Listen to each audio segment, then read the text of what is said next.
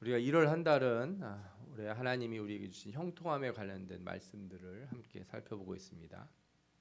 성경에 보면은요, 하나님이 형통하게 하셨다고 말씀하신 사람들이 몇 명이 나옵니다. 그런데 이 하나님이 형통하게 하신 사람들의 삶을 가만히 살펴보면 우리가 생각했던 거하고는 조금 다른 점을 발견하게 돼요. 형통하다는 말이 아무 일도 없고 평안하다라는 것과 거리가 멀다는 거예요. 오히려 하나님이 함께 하셔서 형통하게 하신다는 사람들의 삶을 들여다보면 고난과 어려움, 그런 일들이 참 많이 있어요. 오늘은 고난과 어려움 가운데서 형통함을 경험하는 히스기야 왕 이야기를 통해서 우리 함께 은혜를 나누고자 합니다. 아멘. 먼저 본문의 배경을 이해하면 참 좋을 것 같아요.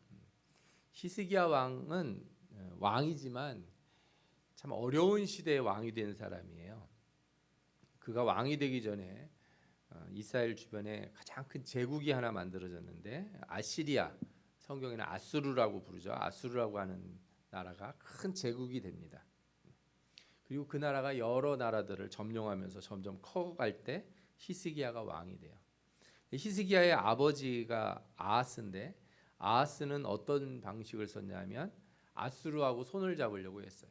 저 나라가 커지고 잘 되니까 내가 저 나라하고 손을 잡아서 어떻게 좀 살아보자 이렇게 생각하고서 손을 잡았어요. 그리고 아하스는 하나님보다 이 이방의 신들이 더 크다고 여겼어요. 뭐 당연히 그 당시 사람들은 그런 생각을 했을 거예요. 잘 되는 나라의 신이 더 센 신이다 이렇게 생각을 한 거예요. 그래서 우상을 아주 적극적으로 섬겼습니다. 그런데 아수르하고 유다의 관계가 얼마 되지 않아서 망가져 버립니다.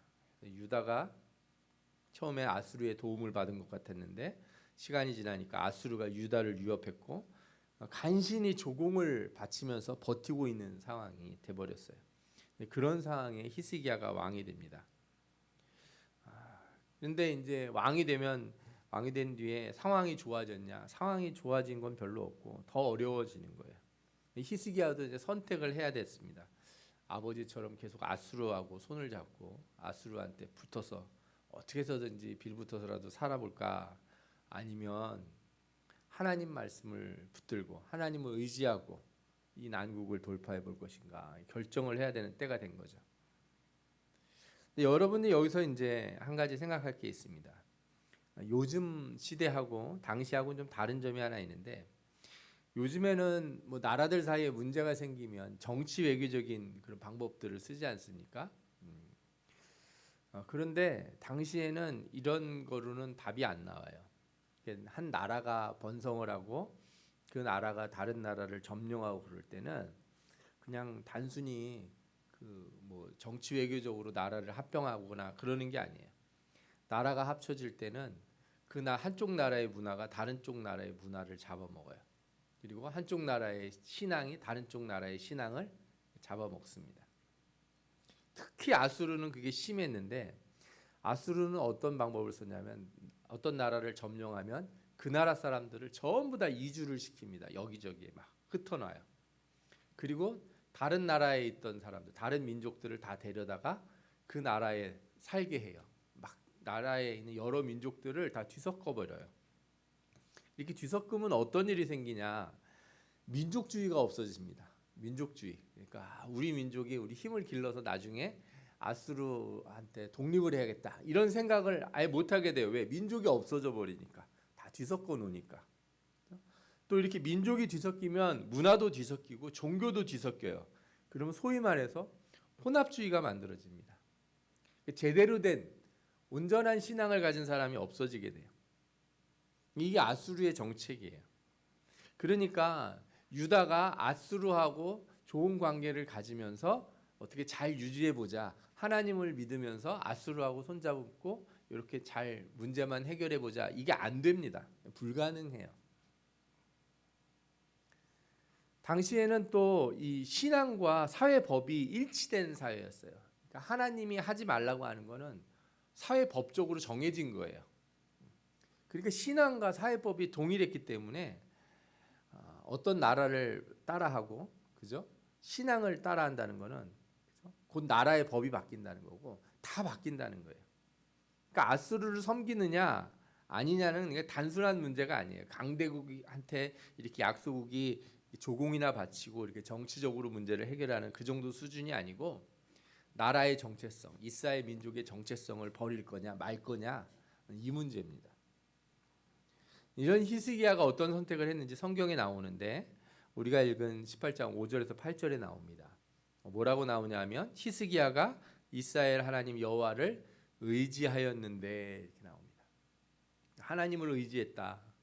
이러니까 내가 아수르를 따라가지 않고 하나님 말씀대로 살아보겠다 그러는데 어느 정도로 했냐? 그의 전후 유다 여러 왕 중에 그러한 자가 없었으니 그랬어요. 그렇게 하나님을 온전히 의지한 사람이 없었다 그래요. 그래서 하나님이 그와 함께 계시면서 그가 어디로 가든지 형통하게 하셨다 이렇게 말씀하고 있어요. 얼마나 이렇게 기쁜 말씀이에요. 그죠? 하나님을 의지했더니 하나님이 형통하게 하셨다. 그래서 히스기야가 어떤 일을 하냐면 우상을 다 제거하고 하나님 앞에 정직하게 살아갑니다. 그리고 나라의 여러 성들을 정비해요. 성경에 보면 망대에서부터 견고한 성까지 이르렀다 이렇게 말씀하는데 아수르가 쳐들어오면 아주 만반의 준비를 하고 싸울 각오를 하는 거죠. 나는 하나님만 의지하고 우리 신앙을 지키겠다 이렇게 하는 거죠. 여기까지만 보면 이제 하나님이 형통하게 하신다고 그랬으니까 히스기야가 아수르를 이기고 승리를 지켜내고 그렇게 해피엔딩으로 딱 끝날 것 같이 보여요. 그런데 성경을 계속 읽어보면 상황이 좀 이상하게 흘러갑니다. 먼저 히스기야가 왕이 된 지 얼마 안 돼서 북이스라엘이 멸망해버려요. 아수르한테 멸망을 당합니다. 거의 3년간이나 아수르가 이 북이스라엘 수도인 사마리아를 포위하고 있어요. 아주 그냥 바싹 말라 죽습니다. 여러분 이게 얼마나 무서운 건지 몰라요. 3년을 이렇게 뭐라 그럴까 포위하고 있으면은 성 안에 있는 사람들 자기네끼리 잡아먹고 그래요. 그렇게 해가지고 이스라엘이 완전히 이렇게 멸망하게 돼요. 그리고 다른 여러 나라의 이스라엘 사람들을 다 흩어버리고 또 외국에서 많은 사람들을 데려다가 사마리아에 살게 합니다. 그래서 북이스라엘이 혼합주의가 만들어지고 혼혈이 늘어나게 돼요. 이게 우리가 신약 성경 볼 때 유대인들이 사마리아 사람을 싫어한다는 얘기를 많이 보지 않습니까? 그 이유가 여기 있는 거예요. 이때부터 그렇게 된 겁니다. 그 다음에 어떤 일이 생겼냐? 이제 유다 나라의 주변을 보니까 다 망하고 멀쩡한 나라는 유다밖에 없는 거예요. 아수르가 유다를 공격을 이제 할 때가 될 텐데 바로 공격하지 않아요. 북이스라엘을 멸망시킨 다음에 시간이 10년이 지난 뒤에 공격을 해요. 히스기야 14년에 아수르 왕 사네립이 히스기야가 견고하게 준비한 성들을 하나씩 하나씩 다 부수면서 쳐들어오기 시작을 합니다. 히스기야가 이때 어떻게 했는가? 급히 사람을 보내서 아수르 왕한테 항복을 합니다. 유다 왕 히스기야가 라기스로 사람을 보내요. 아수르 왕에게 이르되 내가 범죄하였나이다. 나를 떠나 돌아가소서. 히스기야가 와, 이렇게 준비했는데 이렇게 하나님 말씀대로 하면서 싸워보려고 애를 썼는데 하나도 안 되는 거예요. 게임이 안 됩니다. 그냥 싹 밀려버렸어요. 그래서 시키는 거 다 할 테니까 돌아가 달라고 부탁을 해요. 그랬더니 아수르 왕이 뭘 달라고 그러냐면 은 300달란트와 금 30달란트를 정해서 유다 왕 히스기야에게 내게 했다 이렇게 돼 있어요. 은 300달란트, 은 한 달란트가 보통 30kg에서 32kg 된다고 하거든요. 요즘 은값도 많이 올랐대네요. 금값도 많이 오르고 어마어마한 돈을 내야 되는데 히스기야가 어떻게 싸움도 제대로 못 해보고 이 돈을 마련하느라고 어떻게 했냐면 성전에 있는 모든 금은보화를 다 끄네요. 그 다음에 금이 모자라 가지고 왜냐하면 아버지 아하스가 다 갖다 먼저 한번 바친 적이 있거든요. 이게 나라에 남은 돈이 별로 없었어요. 뭘 했냐면 왕궁과 성전 이 기둥에 이렇게 금칠을 해놨어요. 그거를 다 뺏깁니다. 금칠해 놓은 거를 다 뺏겨가지고 팍팍 긁어가지고 다 모아가지고 보내요. 하나님이 형통하게 하셨다는데 그래서 망대와 견고한 성을 준비했다고 하는데 어떻게 이렇게 쉽게 무너지는가? 여러분들이 여기서 좀 아셔야 되는 게 있어요. 우리가 하나님을 믿고 우상을 버리고 내가 하나님 뜻대로만 살면 다 이길 수 있다. 그런데 시험이라고 하는 거는 그렇게 우리가 계획한 대로 그렇게 오지 않아요. 우리가 준비한 상황에서 내가 이렇게 준비했으니까 딱 여기까지 온다. 그런 일은 없어요. 중요한 거는 어떤 거냐면 우리가 생각한 것보다 더 큰 시련이 오고 우리가 생각한 것보다 더 큰 위협이 왔을 때 그 다음에 내가 어떻게 할 거냐예요. 우리 삶에 문제가 있어서 하나님 앞에 엄청 기도를 합니다. 하나님 막 작정 기도하면서 하나님 도와주십시오. 기도를 했어요.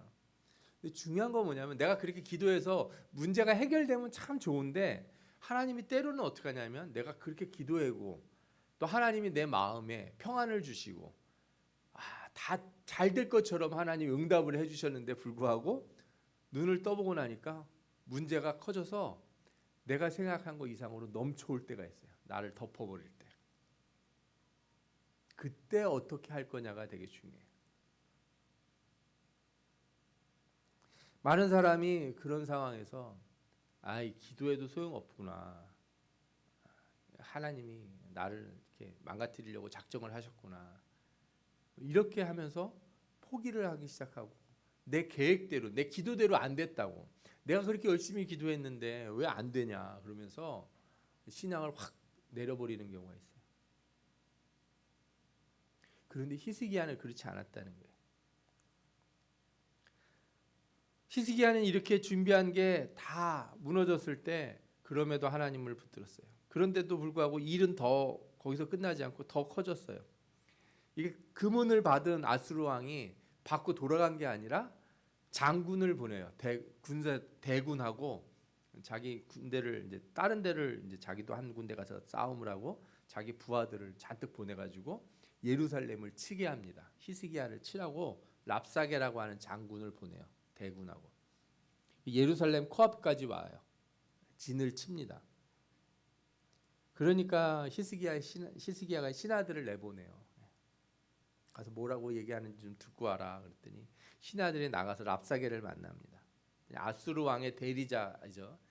이 랍사게가 히스기야의 신하들에게 히스기야하고 하나님을 모욕하면서 막 말을 해요. 너희는 히스기야에게 말하라. 대왕 아수르 왕의 말씀이 내가 의뢰하는 이 의뢰가 무엇이냐. 무슨 얘기냐면 네가 의지하는 게 도대체 뭐냐 이거예요. 내가 싸울 만한 계교와 용력이 있다고 한다마는 이는 입에 붙은 말뿐이라. 이제 내가 누구를 의뢰하고 나를 반역하였느냐. 아수르 왕이 봤을 때인 거예요. 저 유다가 언제부터 나하고 싸우려고 이렇게 성들을 준비하고 대비를 하고 있었냐 이거죠. 그런다고 네가 나한테 이길 수 있을 것 같아? 도대체 너는 뭘 믿고 그런 준비를 하고 있었냐? 하고 히스기야를 비난을 해요. 그러면서 뭐라고 그랬어요? 저 왕이 저런 생각을 가진 거는 저 왕이 가진 신앙에서 나왔을 것이다. 당연하죠. 모든 나라들, 그죠? 모든 그 당시의 모든 왕들은 그들이 행동하는 건 다 신의 계시를 통해서 하는 거니까. 그래서 이 랍사게가 뭐라고 그러냐면 내게 이르기를 우리는 우리 하나님 여호와를 의뢰한다 하리라마는 히스기야가 그들의 산당과 제단을 제거하고 유다와 예루살렘에게 명하기를 예루살렘 이 제단 앞에서만 예배하라 하지 아니하였냐. 이제 너는 내 주 아수르 왕과 내기하라. 내가 만일 말을 탈 사람을 낼 수 있다면 나는 내게 말 2,000마리를 주리라. 이게 무슨 얘기냐면요. 네가 하나님 믿는다고 하면서 산당도 제거하고 우상도 제거하고 성전에 와서 예배하라고 그러지 않았냐. 웃긴다. 너가 만약 말을 탈 수 있는 사람 한 명이라도 데려오면 내가 말 2,000마리를 주겠다 그래요. 그러니까 유다에 말을 탈 수 있는 사람이 있다 없다? 없다. 말 탄다는 게 무슨 얘기겠어요? 그냥 말을 탄다는 얘기 아니라 싸울 병사, 제대로 된 군인이 있으면 한 명이라도 한번 내보내봐라. 보여봐라. 내가 말 2,000마리 줄게. 쉬운 말은 총 쏠 수 있는 사람 한 명이라도 있으면 내가 총 2,000정 줄게. 얼마나 무시하는 거예요. 그러면서 너희는 히스기야에게 속지 마라. 그가 너희를 내 손에서 건져내지 못하리라. 히스기야가 너희에게 여호와를 의뢰하라 함을 듣지 말라. 그가 이르기를 여호와께서 반드시 우리를 건지실 것이라. 이렇게 할지라도 너희는 히스기야의 말을 듣지 마라. 아수르 왕의 말씀이 너희는 내게 항복하고 내게로 나오라.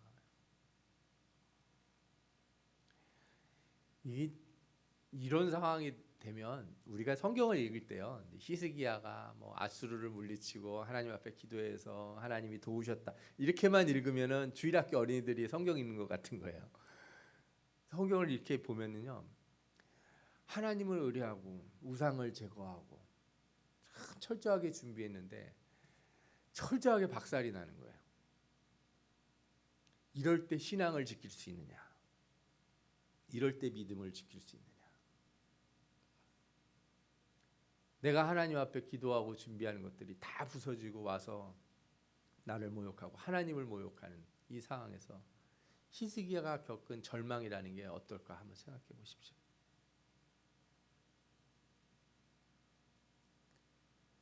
히스기야가 너희를 설득하여 이르기를 여호와께서 우리를 건지시리라 하여도 히스기야에게 듣지 말라. 민족의 신들 중에 어느 한 신이 그의 땅을 아수르 왕의 손에서 건진 자가 있느냐? 민족의 모든 신들 중에 누가 그의 땅을 내 손에서 건졌기에 여호와가 예루살렘을 내 손에서 건지겠느냐 하셨느니라.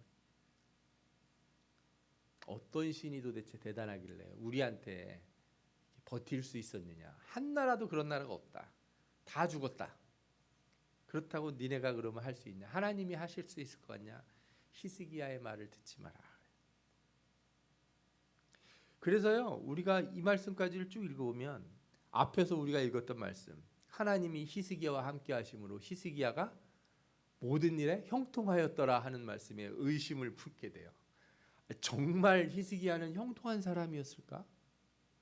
이게 형통하다는 건가? 하나님이 형통하게 하시는 사람에게 어떻게 이런 일이 있을 수 있는가? 여러분들이 형통이라고 하는 말씀을 다시 생각해 봐야 돼요. 형통이라는 건 아무 일이 안 생기고 좋은 일만 있고 꽃길만 있는 게 형통이 아니라는 거예요. 우리가 비슷한 일을 창세기에서도 발견하게 되는데 창세기에 요셉이 나옵니다. 요셉이 형제들한테 팔려가지고 애굽의 보디발의 집에 가게 되잖아요. 노예로 팔려갑니다. 그게 창세기 39장에 나와요. 그런데 창세기 39장에는 요셉의 일생에서 형통하다는 말이 3번 나오는데 딱 39장에만 나와요. 언제 형통하다고 그랬냐? 보디발의 집에 노예로 팔려가니까 하나님이 뭐라 그래요? 그가 형통하였다. 뭔 말입니까? 노예로 팔려가는데 형통하다뇨. 요셉이 이끌려 애굽에 내려가며 바로의 신하 친위대장 애굽 사람 보디발이 그를 그리로 데려간 이스마엘 사람의 손에서 요셉을 산이라. 여호와께서 요셉과 함께 하심으로 그가 형통한 자가 되어 그의 주인 애굽 사람의 집에 있으니 그의 주인이 여호와께서 그와 함께 하심을 보며 또 여호와께서 그와 범사에 형통하게 하심을 보았더라. 우리는 이렇게 생각하는 거야. 형통했으면 팔려오지를 말았어야죠. 왜 노예로 팔려와 놓고 형통한 게 어디 있어요? 그런데 성경은 뭐라 그래요? 노예로 팔려와서 네가 형통한 거다 이거예요. 와. 뿐만 아닙니다. 보디발의 집에서 그래도 좀 잘 되나 싶었더니 보디발의 아내가 유혹하는 걸 뿌리치다가 누명을 쓰고 감옥에 갇혀요. 거기서 또 형통하다는 말씀이 한 번 더 나와요. 간수장은 그의 손에 맡긴 것을 무엇이든지 살펴보지 아니하였으니 이는 여호와께서 요셉과 함께 하심이라. 여호와께서 그를 범사에 형통하게 하셨더라. 아멘. 언제 형통했다고요? 감옥에 갔더니. 노예로 팔려왔는데 형통하다 그러고 감옥에 끌려갔더니 형통하다 그러고. 이상하게 총리가 된 다음에 형통하다는 말씀이 없어요. 이때 3번이 나와요. 이때 3번이. 여러분, 우리가 기대하는 형통, 2026년에 우리가 생각하는 형통이 무엇입니까? 아무 일 없고 내가 하는 일마다 그냥 다 잘 되는 게 형통일까요? 아니면 분명히 나에게 어둠도 밀려오고 파도도 치고 폭풍우도 오고 수많은 어려움이 오겠지만 하나님이 나와 함께 하셔서 지나가게 하실 것이다. 뚫고 가게 할 것이다. 극복하게 하실 것이다. 견뎌내게 하실 것이다. 그게 바로 형통인 줄 믿습니다. 우리 다시 히스기야로 가봅시다. 히스기야는 신하들이 전해준 랍사게의 말에 옷을 찢고 참담해해요. 그리고 성전에 들어가서 기도합니다. 그리고 선지자 이사야에게 신하들을 보내요. 히스기야가 뭐라고 이사야에게 말을 전하게 하냐면 오늘은 환난과 징벌과 모욕의 날이라. 아이를 낳을 때가 되었으나 해산할 힘이 없도다. 랍사게가 그의 주 아수르 왕의 보냄을 받고 와서 살아계신 하나님을 비방하였으니 당신의 하나님 여호와께서 혹시 그의 말을 들으셨을지라. 하나님 여호와께서 그 들으신 말 때문에 꾸짖으실 듯하니 당신은 이 남아있는 자들을 위하여 기도하소서. 하나님 혹시 듣지 않으셨습니까? 이 말에 이사야가 하나님의 음성을 듣고 히스기야에게 전하게 해요. 너는 아수르 왕의 신복에게 들은 바 나를 모욕하는 말 때문에 두려워하지 말라. 내가 한 영을 그의 속에 두어 그로 소문을 듣고 그의 본국으로 돌아가게 하고 또 그 본국에서 그에게 칼에 죽게 하리라. 이 일이 있은 뒤에 어떻게 되냐? 갑자기 랍사게가 군대를 다 데리고서 갑자기 물러가요. 방금이라도 막 쳐들어올 것 같으니 어떻게 된 건가? 이 어디로 가냐면 랍사게가 대군을 데리고서 왕한테 돌아갑니다. 왕하고 이제 갈라져서 왕이 한 군데 싸우고 있는 대로 같이 합류를 해요.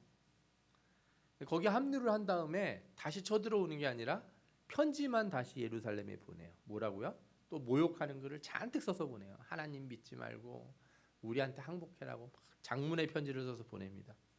히스기야는 다시 이 편지를 들고 누구에게 가요? 하나님 앞에 가요. 성전에 올라가서 편지 펴놓고 또 기도합니다. 여호와여 귀를 기울여 들으옵소서. 눈을 떠서 보시옵소서. 사내립이 살아계신 하나님을 비방하러 보낸 말을 들으시옵소서. 하나님 앞에 쟤들이 이렇게 말합니다. 저는 하나님만 의지합니다. 그랬더니 이사야를 통해서 다시 하나님이 히스기야에게 응답해요.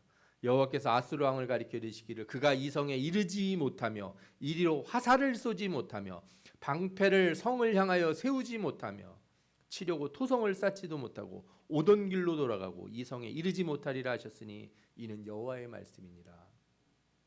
그래서 어떻게 되냐? 그 아수르 군대가 다시 쳐들어오는 게 아니고요. 그 돌아간 그 상태에서 갑자기 그날 밤에 18만 5천 명이 죽어버려요.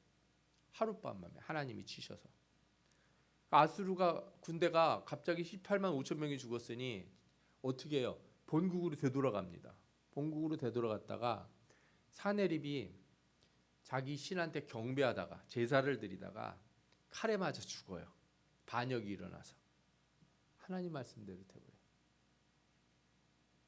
그렇게 모든 나라를 점령하게 해줄 수 있다고 떵떵거리던 그 아수르의 신이 그 제사하는 왕도 지켜주지 못하고 칼에 맞아 죽게 만든다는 거예요. 여러분은 히스기야의 이야기를 누구보다 잘 아실 거예요. 그러나 여러분들이 오늘 아셔야 될 내용은 한 가지예요. 히스기야의 형통함이란 과연 무엇인가? 하나님이 함께 하셔서 히스기야에게 형통하게 하셨다. 하는 일마다 형통하게 하셨다는 그 뜻이 무엇일까? 그것은 아무 일도 안 일어나는 게 아니라 어려운 일을 하나님과 함께 극복하는 겁니다. 아멘. 형통함이란 환난 가운데서 믿음을 지키고 하나님을 의지할 때 확인되는 거예요. 그러니까 폭풍이 쳐봐야 이 집이 제대로 지은 집인지 아닌지 알 수가 있어요. 폭풍이 불어봐야 이 배가 제대로 된 배인지 아닌지 알 수 있어요. 이렇게 강추위가 한번 불어닥쳐봐야, 그죠? 우리가 제대로 있는지를 알 수가 있는 거예요. 그러니까 여러분 올 한 해 기도하실 때 하나님 아무 일 없게 하여 주옵소서. 그냥 모든 게 조용하게 넘어가게 해주십시오. 이렇게 기도하지 마세요. 그렇게 안 될 겁니다. 제가 장담컨대 올 한 해 어려운 일이 분명히 있을 겁니다. 기도했는데도 내가 생각된 것처럼 안 되고 내 기도의 응답대로 되지 않고 어려운 일이 넘쳐올 수도 있어요. 우리의 생활뿐만 아니라 이 나라도 그렇고 이 세계도 그렇고 우리 생각처럼 안 돌아갈 수 있어요. 큰 환난이 오거나 어려움이 있을 수 있습니다. 그러나 형통한 사람들은 어떤 사람들이냐? 어려움이 안 오는 사람이 아니라 어려움 속에서 하나님과 함께하며 뚫고 지나가는 사람인 줄 믿습니다. 하나님이 여러분들을 형통하게 해주신다고 할 때는 폭풍우가 오지 않게 해주신다는 말이 아니라 폭풍우 속에서 지나갈 수 있게 이겨낼 수 있게 해주시겠다 이런 뜻이에요. 그러니 올 한 해 하나님과 동행하면서 형통한 삶을 이루시기 바랍니다. 모든 어려움을 극복해내시기 바랍니다. 승리하는 자가 되시기 바랍니다. 하나님을 의지하는 자는 반드시 이겨내게 하세요. 극복하게 하세요. 그리고 그 어려움을 극복해내는 순간 여러분 자신의 신앙이 성장하고 내 삶의 지경이 넓혀지고 그죠? 내가 더 하나님과 가까워졌다는 걸 확인하게 될 것입니다. 그것이 형통한 자의 모습인 줄 믿습니다. 올 한 해 여러분들에게 이런 하나님의 형통하심의 은혜가 충만히 넘치기를 축원합니다. 아멘. 기도하겠습니다.